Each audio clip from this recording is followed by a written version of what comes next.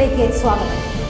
തിരൂർ നഗരസഭയുടെ 2025-26 വാർഷിക പദ്ധതി രൂപീകരണത്തിന്റെ ഭാഗമായി നഗരത്തിന്റെ സമഗ്ര വികസനത്തിനും ക്ഷേമ പ്രവർത്തനങ്ങൾക്കുമായി 20 കോടിയുടെ പദ്ധതികൾക്ക് രൂപം നൽകി.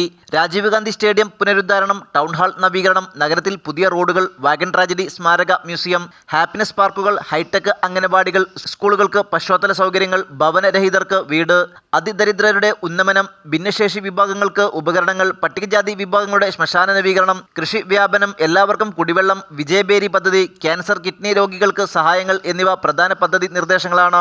സെമിനാർ ചെയർപേഴ്സൺ നസീമ AP ഉദ്ഘാടനം ചെയ്തു. എല്ലാ തലങ്ങളിലും പൊതുജനങ്ങൾ അനുഭവിക്കുന്ന കാര്യങ്ങൾ, പാർപ്പിടത്തിന്റെ കാര്യത്തിലായാലും, ആരോഗ്യപരമായ കാര്യങ്ങളിലായാലും, വനിതാ ശിശുക്ഷേമ കാര്യങ്ങളിലായാലും, റോഡുകളും തോടുകളും അതുമായി ബന്ധപ്പെട്ട പൊതുമരാമത്ത് കാര്യങ്ങളിലായാലും പരമാവധി ഈ കൗൺസിലിന് ചെയ്യാൻ പറ്റുന്നതൊക്കെ ചെയ്തിട്ടുണ്ട് എന്നാണ് വിശ്വാസം. വൈസ് ചെയർമാൻ രാമൻകുട്ടി പാങ്ങാട്ട് അധ്യക്ഷത വഹിച്ചു. ആസൂത്രണ സമിതി ഉപാധ്യക്ഷൻ PK തങ്ങൾ പദ്ധതി രേഖ അവതരിപ്പിച്ചു.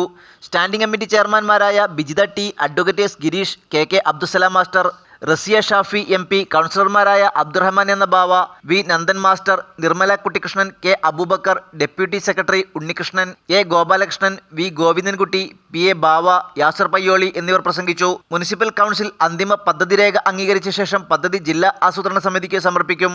ന്യൂസ് 99 തിരൂർ. 35 വർഷത്തെ വിശ്വസ്ത പാരമ്പര്യവുമായി എന്നും എപ്പോഴും കൂടെയുണ്ടെന്ന വിശ്വാസം. Basith wedding mall, Basith arcade, Poongottukulam, Tirur.